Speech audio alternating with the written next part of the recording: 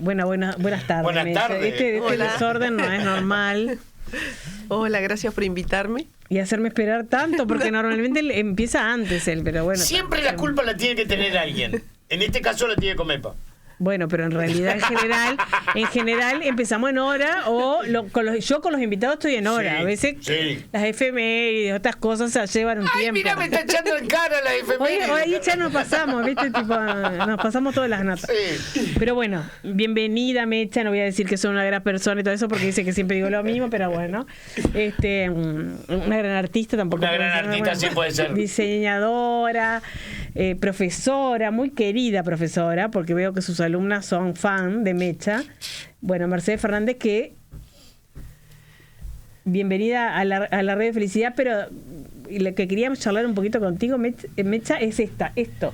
¿Cómo Mercedes Fernández se convirtió en Mecha? O en Mecha Textil, o en lo que es la experiencia de tu propio taller. Hola, gracias por la invitación. Bueno, voy a contar un poquito ahí. Te agradezco, Mari, por la invitación y por recibirme. Y Mecha en realidad comienza en Pailana. Ahí nace Mecha. Porque antes de Pailana, de la textil Pailana, yo era Mercedes y el sobrenombre ese me lo pusieron en fábrica. Y de ahí me quedó. ¿Vos ahí en Pailana trabajabas en la fábrica diseñando o trabajabas como operaria en la fábrica? No, yo en la fábrica entré como mi madre era jubilada de Pailana. Yo entré como ayudante de conera. Es decir, entré ayudando, empezabas como de abajo. Después pasaba el tiempo y seguías como un escalando, pero el escalando era un tiempo, por ejemplo, a veces un año, era como de categoría en categoría. Ajá.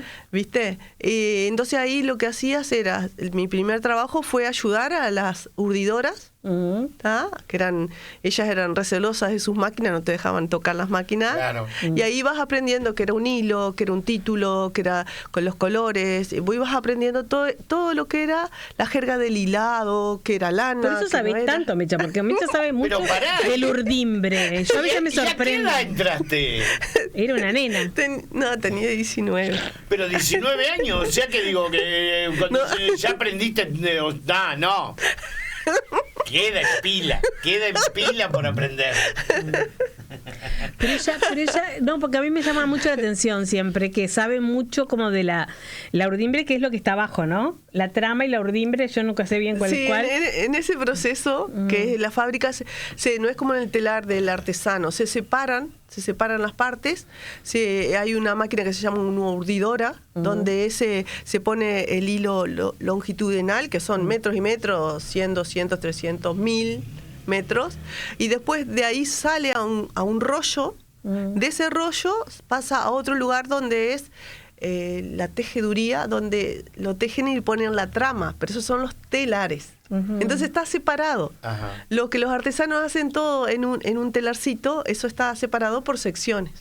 Claro. Qué impresionante. Era impresionante eso. Sí, cuando cerró Pailana, ¿cuánta gente laburó ahí? 1000. Uy. Era una cantidad, ¿no? Sí, no me acuerdo el número ahora. Pero no me acuerdo el número ahora, pero era mucha gente. Era mucha gente. Sí. Muchas mujeres, porque era una cantidad bastante. Sí, más mujeres, ¿no?, que varones. Claro, Pailana siempre se caracterizó por eso, Paicuero, por haber más hombres que. Pero digo, todo eso que generaba Fresco, un día tendríamos que hacer una columna de todo eso, ¿no? De lo que era Azucarlito, Paicuero, Pailana, la misma Sandupay ahí en la vuelta. La zona industrial mismo. Toda la norteña, todo eso, ¿no? Y fíjate que toda esa gente, yo después, es decir, trabajé en otras secciones, seguí trabajando, toda esa gente después cuando cerró se reubicó. En realidad después yo me encuentro compañeros que trabajan en otros lugares, de que son en salud, en comida, la reconversión total. Pero más que nada a los jóvenes, ya a la gente mayor le costó un poco más. Estuviste también después, finalizada esta etapa, en la cooperativa que se armó de Tacuabé, ¿no? ¿Fuiste diseñadora? ¿Sos diseñadora todavía? Sí. De Tacuabé, que todavía sobrevive, digo yo, vive. Existe, digamos, como una cooperativa que tiene parte de las máquinas y sigue haciendo trabajos textiles, ¿no? Sí, cuando, bueno, yo ya estaba en la oficina de diseño, porque después hice otro proceso que seguí, es decir, seguí de urdidora, seguí de tejedora, ¿no? Y después llegué a la oficina de diseño, en realidad por un concurso de arte llegué, porque yo como pintaba y hacía escultura, hicieron como una selección y varios personas quedamos, y de esas personas que como que fuimos a diseño, que fue una prueba, y después, es decir, yo quedé en la oficina y ahí empecé a aprender lo que era se llamaba la Oficina de Desarrollo y Diseño Textil, ¿no? Lo que hacía esa oficina, dirigía todo lo que eran y procesaba todo lo que era clientes, ¿no? Los trabajos que pedían los clientes y las colecciones de Pailana. Entonces en esa oficina se procesaba todo eso. Bueno, cuando se funde Pailana, que fue en el 2011, al año más o menos me llama una de las ingenieras, que era Silvia Belvisi, me llama y me comenta que quieren reabrir la fábrica, pero como cooperativa. Y era Cotrapay. Cotrapay. Entonces nos juntamos con 2 diseñadores más, que éramos 2 de damas, Andrea Odone, que es mi amiga y es madrina de mi hija, y después Héctor Páez, que era el diseñador de hombres. Entonces nosotras dirigíamos las mujeres y él de varón. Y entonces lo que hicimos es, nos juntamos y hicimos un nuevo proyecto, que era un poquito más pequeño, pero en realidad era como una estructura muy parecida. Y ahí se presenta al banco el proyecto y nace Cotrapay. Bueno, a los 2 años se funde Cotrapay, porque eran unos números imposibles de manejar también. Y había estado cerrado mucho tiempo, mucho repuesto, era mucho dinero. Claro, la inversión que había que hacer, las máquinas cambian con el tiempo. Y se le negó, es decir, había otra cooperativa, ¿se acuerdan que estaba en Colonia? ¿Se acuerdan? Sí. Esa cooperativa. La que era de Sudantex. Sí. La cooperativa. Exacto, tenés razón. Exacto. La que ellos eran de hilado cardado, nosotros éramos hilado peinado. Bueno, a ellos se les dio un monto y bueno, se redujeron los costos, a esta gente se le dio menos y bueno, no dio. Ya había empezado en el mundo también toda esta reconversión con China, ¿no?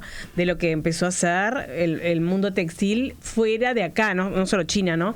Pues está todo Asia, India, Pakistán, o sea, lugares donde hoy en día se producen muchas de las colecciones de los textiles con los cuales se hacen las prendas de marcas de Uruguay, ¿no? Sí, en realidad la última parte de Pailana se había asociado con italianos, que era la marca Bonotto Spa, que era el jefe que teníamos. Él viajaba 2 veces al año, ¿tá? Y veía las colecciones con nosotros.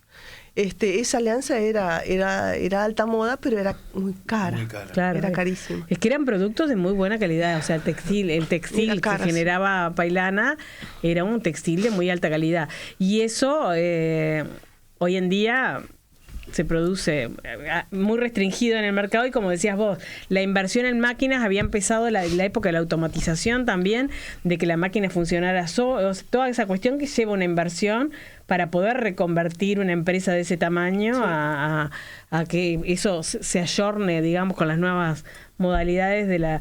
Fíjate que en el 2011 ya la informatización, lo que es toda la parte de las cosas que funcionan de forma autónoma en términos de las computadoras asociadas a la máquina, ya era un avance importante, ¿no? Que había que implicaba muchísimo dinero, supongo, también.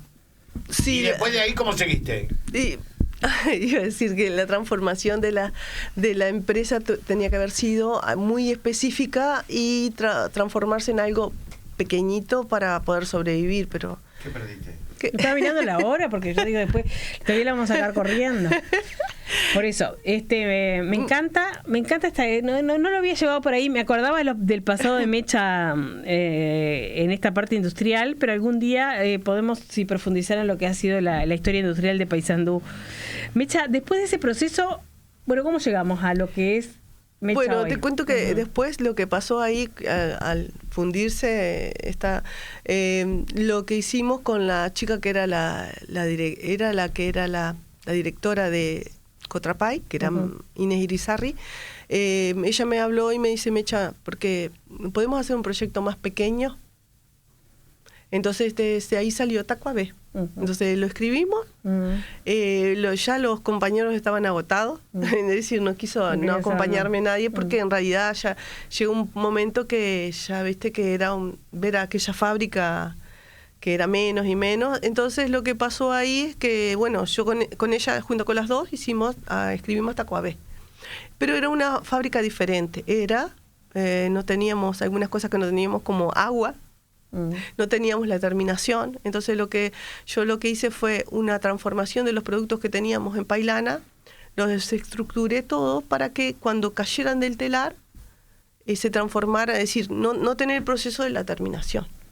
Entonces lo que pasó ahí era que, por eso se llamó, era semi-artesanal, es decir, lo tejíamos, pero lo terminaba y esa era la tela, porque no teníamos para procesar la terminación. Y ahí, bueno, y empezamos a hacer algo de ponchos, no era nuestro fuerte la confección, pero se hizo. Y después lo que pasó ahí es que éramos dos, porque cuando empecé a trabajar era yo que dibujaba y Margalef, que es uno de los tejedores que iba a tejer, porque no había dinero, es decir, se empezó en horario, y entonces la idea era tejer con lo que había en depósito, para que después cuando pudieran entrar los compañeros, más que nada los de la cooperativa. Y entonces así empezamos así. Entonces yo largaba cadenas de 20, de 30, hicimos mantas, hacíamos bufandas, hacíamos pashminas, todo así de cantidad. Y eso empezaron algunos a entrar y a vender en ferias. Empezamos a hacer las ferias 18, y la gente empezó a venir de a poquito, y después empezaron a entrar de a poco. Y después, bueno, pasó que Tacuabé empezó a ser cooperativa. Yo no fui parte nunca de la cooperativa, en realidad. Yo siempre acompañé. Y después cuando ellos me pidieron el proyecto Trapo de Piso, que yo no lo quería hacer por las máquinas, que en ese momento no quería que se desgastaran las máquinas, porque eran pocas. Y bueno, ellos se cada vez ponen más máquinas para este proyecto.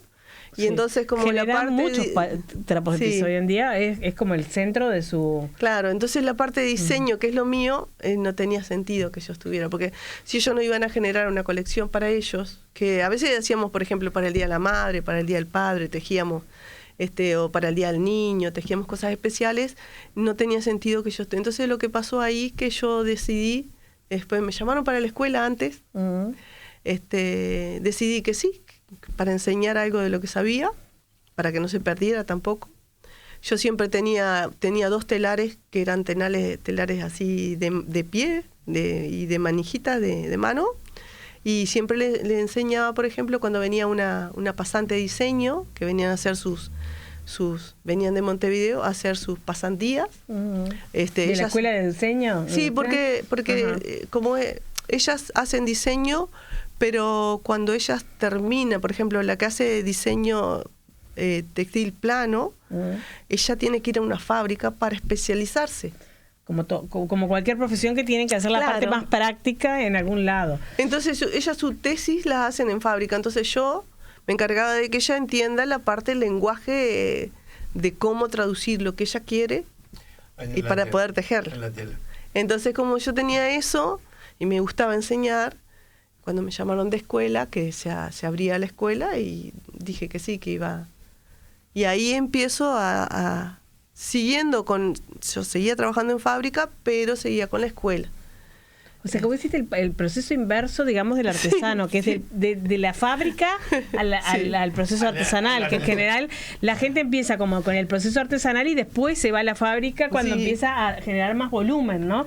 En este caso, porque a mí a veces me sorprenden algunos conocimientos que Mecha tiene cuando la escucho trabajar en grupos o en el Festival Textil, en actividades que hemos compartido, o cuando ella veo el trabajo que hace en la escuela con sus alumnas, me sorprende algunas cosas como el conocimiento que tiene adquirido con respecto al al montaje, digamos, y claro, bueno, viene de esa experiencia que es al revés. Mi mente es todo números en realidad. Claro, porque claro, cuando se ponen los números para ver qué cantidad de hilos pone, a mí siempre lo miro y digo, esto es como chino básico, y claro, viene de esa escuela, que es una escuela que en general es al revés. Sí. O sea, el artesano va adelantando. Como empezamos tarde, llegamos tarde, llegué tarde y demás. No te tires tanta culpa. No, por eso, por las dudas. Pero está, y quiero que Mecha nos cuente los proyectos que está ahora, porque se viene Festilana. Bien. Que es un proyecto. Nosotros venimos haciendo en Paysandú el Festival Textil. Creo que Canelones nos copió, porque va a ser uno específico sobre lanas, el gobierno de Canelones. Y bueno, va a estar muy lindo este fin de semana, no, el otro, Sí. el siguiente. 11 y 12 de 11 y julio. 12. En realidad ellos, no es que nos copiaron, porque en realidad no es específico, el nuestro no es específico Digo de broma porque nosotros el Festival Textiles reúne distintas de todo. técnicas, y esto es de lana y muy orientado, que me pareció súper interesante las cosas que hay, ¿no? Porque hay Sí. Y aparte en es en Atlántida, hay que ir a verlo, hay que ir a verlo. Yo voy a ver si voy. Sí. Yo voy, si querés venir conmigo, Bueno, voy manejando. sería genial, porque yo tengo, bueno, ahí después coordinamos. Dale. Pero me parece que es importante esto de que gente de Paysandú, porque va a estar Mecha y va a estar Vicky también, Ay, Vicky Dalto, que ahora se nos exportó, volvió a exportar, Sí. no, la exportamos a Montevideo. Pero va a estar también Vicky dando Bordado mexicano. Pero es una serie de actividades que va a haber en el local de Dínamo, ¿no? Sí. De ahí donde era Agadu, donde es Agadu, porque sigue siendo el antiguo local de vacaciones de Agadu. Ajá. En ese espacio, para la gente que quiera ir, que nos esté escuchando, va a haber esta propuesta. ¿Cómo se te dio a vos, Mecha, por empezar a presentarte este tipo de cosas y estar ahí? Y contanos la propuesta que vas a tener esos días. Bien. Yo siempre me gusta mucho el arte. Me parece que es la forma de crecer, es el arte. Entonces, yo tengo un amigo en común que es Aldo Risolini, que yo lo admiro mucho porque él es el tapicero, él hace tapiz y es muy bueno. Entonces, él es uno de los que también organiza Festilana junto a 2 chicas más y como que apoya también el producto nacional, ¿verdad? Porque la lana es un producto que, es noble y tenemos mucha lana nosotros. A veces hay excusa de que es cara, pero en realidad no es cara, porque si vos vas en el tiempo, la lana la reciclás, la lana la usás. En este mercado que es súper todo rápido y descartás todo ahora, la lana es como que es lo nuestro, ¿no? Y a mí me interesa mucho el tema de la lana porque hay mucha gente, pequeños productores que la tiran, ¿no?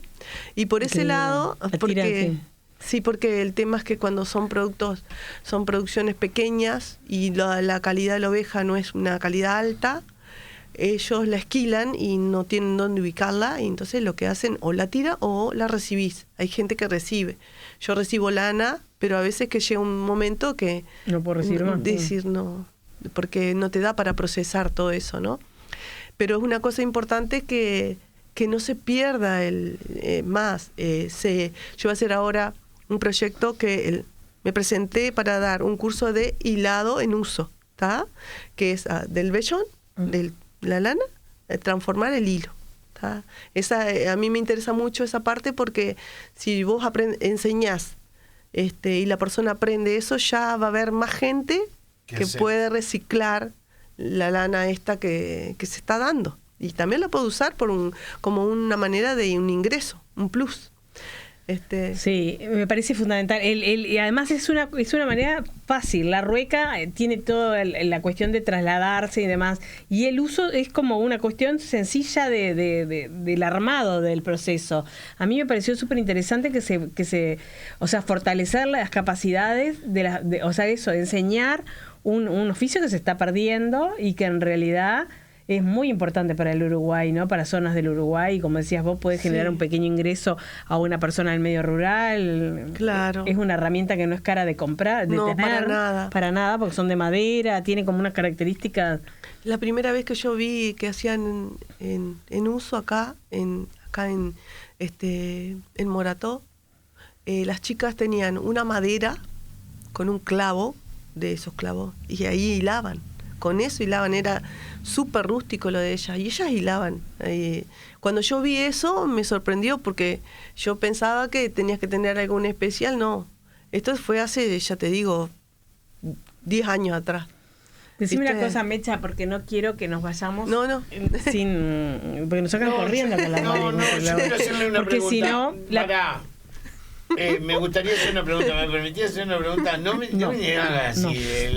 Escuchá, y acá, Mecha, en Paysandú no se da eso de enseñar a hilar, no sé, 3 veces por semana.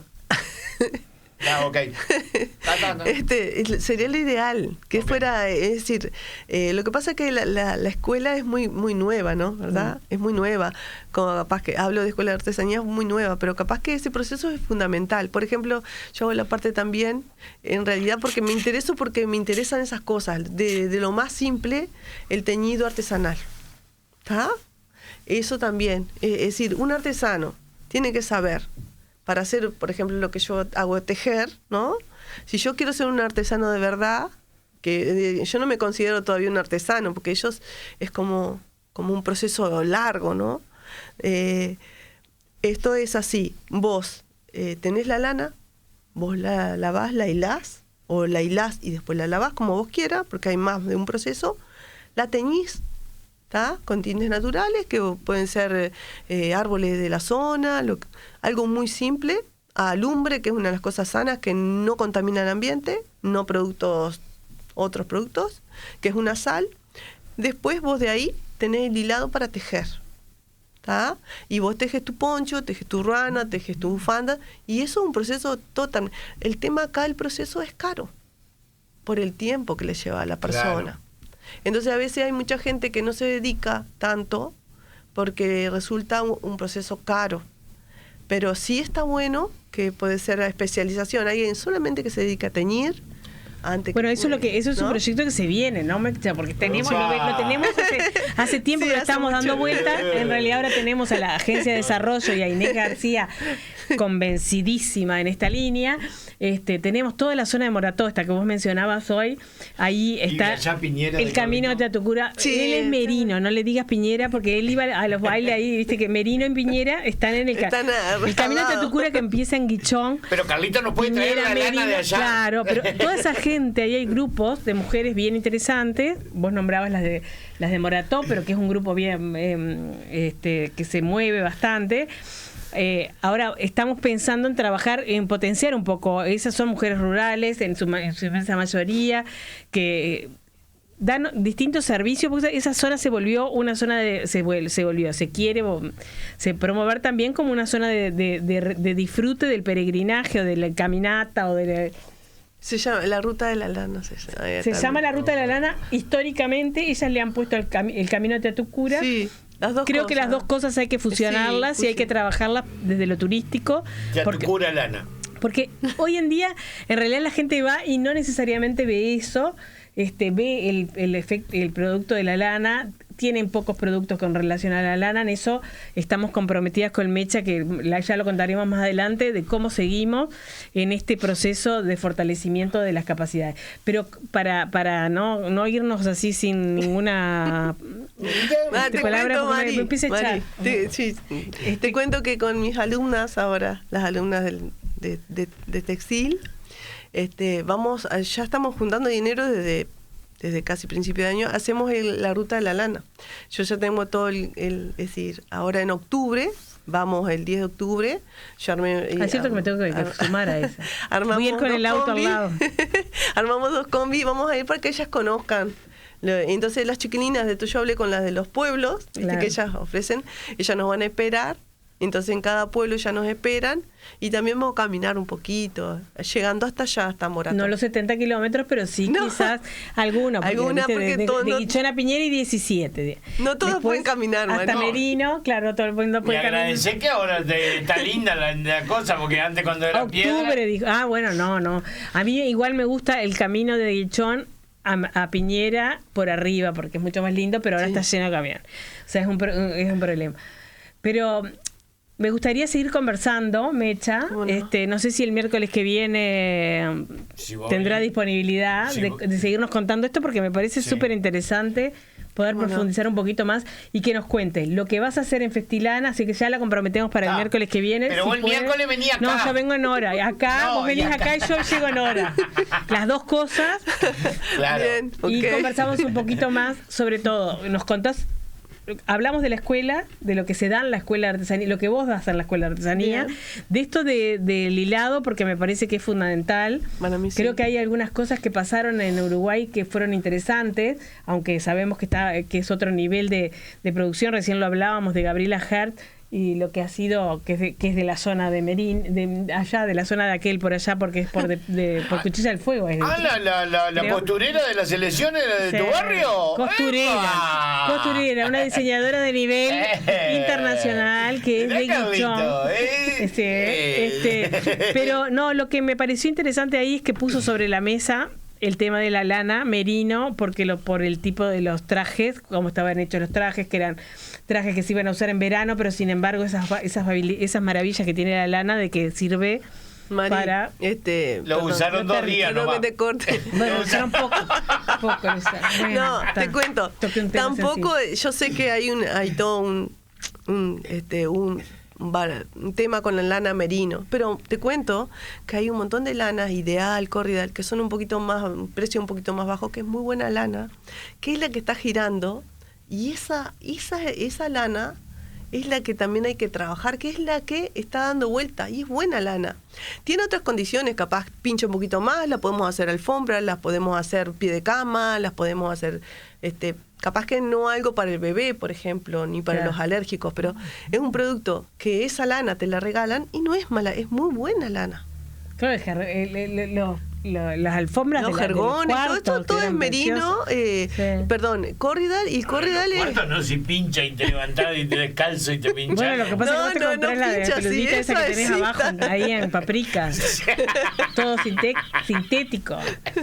No, esto es fantástico, en serio, o sea, que absorbe la humedad. No, yo tengo todo jergones, en vez de alfombra, un jergoncito. Pero los jergones de afuera que antes había, que bueno, se le ponen a los caballos también, pero la alfombrita, me parece que era como de mucho... Búscame la IA que es jergón. Bueno, ¿qué jergón? El miércoles que viene vamos a hablar de la jerga del jergón. Okay. Así le contamos. El jergón se pone abajo del recado para que el animal no se lastime con el recado. Yo soy de campo. Sí. Así como bebé. ¿Qué te pasa? Bueno, nos tenemos que ir. Así que lo seguimos el miércoles en la lana, uno de Cone, capaz, yo que sé, una cosa. Porque medio como que los entreveramos a los oyentes, me parece. De Merino, yo que sé, una cosa así. Bueno, ahora nos vamos a ordenar para el miércoles que viene, explicar un poquito más lo que es Festilana y lo que se viene haciendo en la Escuela de Artesanía con el tema de la lana y esta ruta de la lana que van a recuperar con las alumnas, que me parece bárbaro y que la gente conozca, porque cuando se venga el buen tiempo, que se acerque a estos pueblos también y existe una oferta para que la gente pueda conocer y disfrutar de lo que son los beneficios. Yo creo que ellas ahora en los pueblos necesitan que sean... Que se conozcan. Sí, porque ellas inclusive a veces, como no tienen tanta venta, ellas hacen, por ejemplo, para la espera, te hacen algo de comer, para esperarte, pero la idea es que sus productos se muevan también. Esa es la idea, que más gente pase por ahí, más gente las vea, trabajar, y eso. Muy bien. Lo dejamos para el miércoles que viene. Gracias. Gracias. Gracias. Gracias, gente. Nos encontramos mañana. Hacemos la felicidad de atardecer. Dale.